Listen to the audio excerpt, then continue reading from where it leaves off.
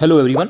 Again इस video में बहुत इंपॉर्टेंट क्वेश्चंस करंट अफेयर्स के मैं कराने वाला हूँ। एक एक क्वेश्चन इसका इतना इंपॉर्टेंट है कि आपके एग्जाम में आ सकता है, कोई भी इसमें से कराया गया क्वेश्चन, चाहे वो आरबीआई 2023 के प्रीलिम्स की बात हो जो कि आपका 11 फरवरी को होना है, या फिर यूपी पीछे 2024 के प्रीलिम्स की बात हो जो कि आपका मार्च में होना है। बात करता हूँ to the point, exam oriented, cut to cut preparation करनी है, उसके लिए ये सारी चीज़ें बहुत इंपॉर्टेंट है, ध्यान रखिएगा। विभाजन विभीषिका स्मृति दिवस यानी कि जो पार्टीशन ऑर्डर्स रिमेम्बरेंस डे है, ये कब मनाया जाता है? 14 अगस्त 2023 को।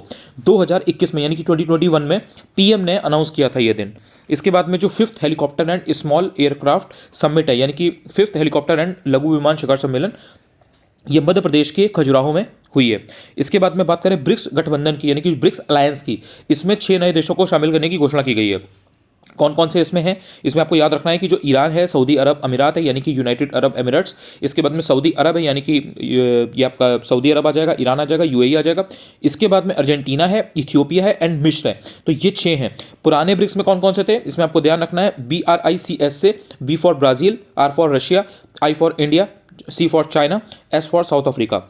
रूस ने बैन लगाया है किस चीज़ पर? एक तो सेक्स चेंज पर, दूसरी चीज़ ट्रांसजेंडर मैरिजेस पर।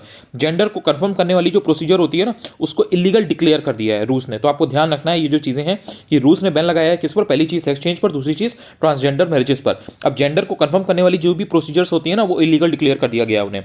देन इसके बाद में आप बात करते हो कि वर्ल्ड बैंक ने क्या किया। तो वर्ल्ड बैंक ने बैंक ऑफ इसराइल को ICCR में शामिल होने की मंजूरी दे दी है। अब ICCR है क्या? ICCR का मतलब है international committee on credit reporting. International committee on credit reporting. ICCR की स्थापना कब हुई थी, यानी कि इसको कब इस्टेब्लिश किया गया था? 2009 में, यानी कि 2009 में। इसके बाद में आप देखते हो कि जो थुरैया हामिद अल हाशमी है, ये पहली अरब महिलाएं यानी कि फर्स्ट अरब वुमेन है, UAE की रहने वाली हैं ये।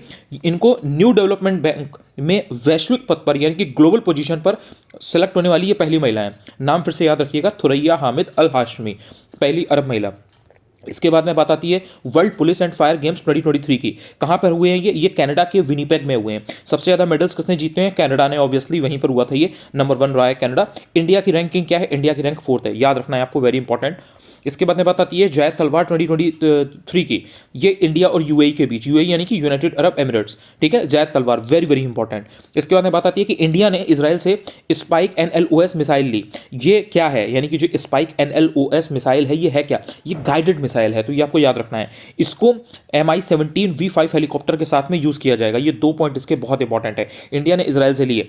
इसके बाद में बात आती है होम मिनिस्ट्री की। होम मिनिस्ट्री यानी कि गृह मंत्रालय, इन्होंने एक नोटिफिकेशन जारी की है किस चीज़ के लिए?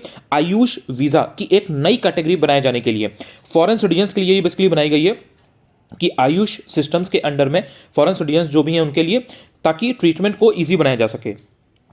आई होप कि इस वीडियो से आपका करंट अफेयर्स की जो क्वेश्चंस हैं, जो चीज़ें हैं, जो मोस्ट इंपॉर्टेंट चीज़ें हैं, उनको रिवाइज करने में काफ़ी आसानी होगी। पहली बार अगर आप मेरे ये चैनल पर वीडियो देख रहे हो तो आप चाहो तो चैनल को सब्सक्राइब भी कर सकते हो, डेफिनेटली शेयर भी कर सकते हो। आई होप आपको इससे हेल्प तो जरूर मिल रही होगी। आप चाहो तो टेलीग्राम चैनल भी ज्वाइन कर सकते हो, अनुज चतुर्वेदी UPPSC, आप सर्च करोगे आपको आराम से मिल जाएगा। Thank you so much. जो भी PDF वगैरह होती है वो मैं टेलीग्राम पर ही शेयर करता हूँ।